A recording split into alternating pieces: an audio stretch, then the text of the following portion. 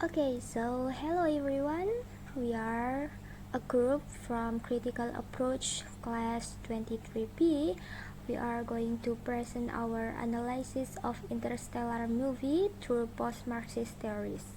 Without any further ado, let's start with the introduction of the movie.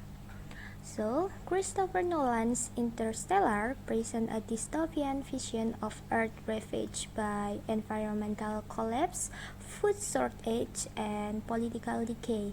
As humanity faces extinction, a former NASA pilot joins a space mission to find a new home for mankind. Behind its science fiction surface, the film reveals deeper ideological tensions about survival, technology, and the future of humanity.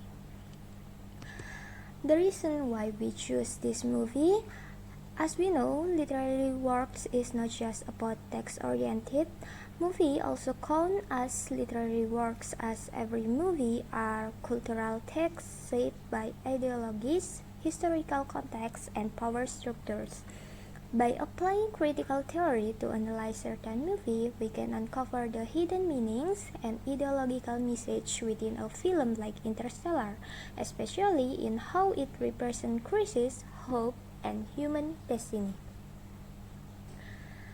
So, the first theorist is Frederick Jameson, focusing on postmodernism and late capitalism. Frederick Jameson's theory argues that postmodern cultural products reflect the ideological condition of late capitalism, a phase marked by globalization, commodification of culture, and the loss of historical depth. Then, through this theory, we can see that Interstellar movie is a distinctly postmodern film that presents a dystopian future shaped by environmental collapse, but also stripped of any explicit political or economic critique. A key aspect of Jameson's postmodernism is the tendency toward nostalgia, emotional flattening, and the commodification of hope. Interstellar heavily relies on a nostalgic vision of the past, especially the golden age of space exploration, as a source of meaning. It resonates with Jameson's idea of the nostalgia mode, where past imagery replaces critical historical engagement. But in the movie, science and technology are portrayed not as collective tools for justice, but as elite commodities that offer salvation only to a select few individuals to experience these tools. For example, the Lazarus mission in the movie. The film presents moments of intensity, but these are not deeply developed, and the idea of nostalgia itself, emotional flattening, is turned into a vague, mystical force that helps move the story forward instead of being explored deeply as a real emotion. Slavoj Zizek ideology and psychoanalysis. In the movie Interstellar, we see a world where Earth is dying and people are desperate for hope. Slavoj Zizek, a famous philosopher, says that ideology isn't just what we believe, that is also in the action we take without thinking. In the film, people believe Cooper is a hero because he leaves his family to save humanity. But Zizek would say this shows how people follow an invisible belief system, the one that says it's okay to sacrifice personal love for a greater goal, even if it's painful.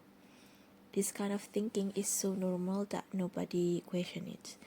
Zizek also talks about something called the sublime object of ideology, which is a big emotional idea that holds society together, like saving the world in Interstellar.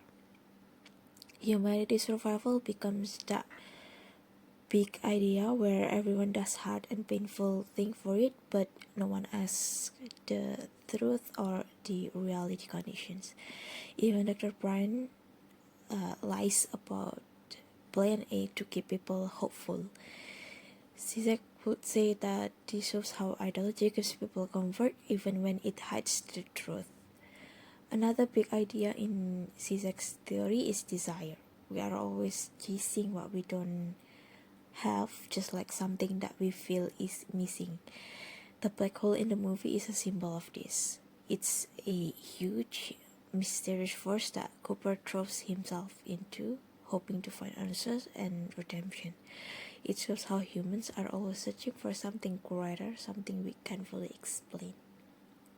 So, through Zizek's eyes, Interstellar is not just a sci-fi movie but about space, but it is also a story about human emotions and the way we live inside the system without knowing it. Law and movie, discourse and hegemony. In Interstellar 2014, the Earth is dying, but the film is not only about the climate problems, it also shows how thoughts and beliefs shaped people's action. The principle of law and movie talks about discourse, the way we talk and understand things, and the dominance when an idea becomes the most accepted and powerful. In the film, the government creates a new belief system that says space discovery is a waste of time. The schools also teach that the moon landing was fake. This shows how people of power control the story, decide what is truth and what is not. This is the same as law and movie and mover. In hegemonic discourse, an idea becomes dominant, while other ideas are pushed aside. NASA, in this case, becomes a symbol of resistance, even though it was forced to go underground, still believes that science and investigation are the key to saving humanity. When the Cooper joins the space mission, he's just not trying to find a new planet.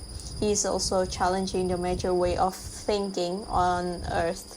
The film also uses big words like hope, humanity, and pragati.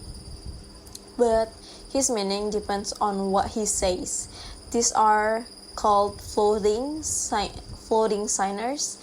Those words that may mean different things in different contexts.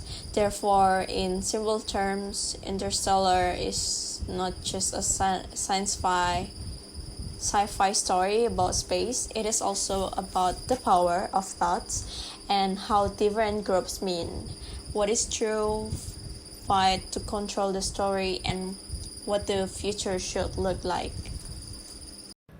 Jacques Rancière, a French philosopher renowned for his work on politics, aesthetic, and education, has profoundly influenced contemporary thought on equality and emancipation. The Interstellar movie, 2014, many scenes resemble his theory, including distribution of sensible, politics beyond institution, and subjectification. Distribution of sensible in Interstellar movie refers to the system of self-evident fact, of sense perception that simultaneously determines what can be seen and what can be said about it, who can speak and who must listen. Then in this movie, hidden order is visible to show like space travel is seen as fantasy or wasteful. NASA has gone underground and school textbooks have been rewritten to claim the moon landing was fake. The hidden order become police order, make dominant logic, decide what is worth knowing and who gets to know it. While more scientific curiosity and Cooper belief in a NASA secret mission both acts as political gesture, then in the years, Murk, who insists on the truth, challenge the narrative and becomes scientist despite the system disarmament.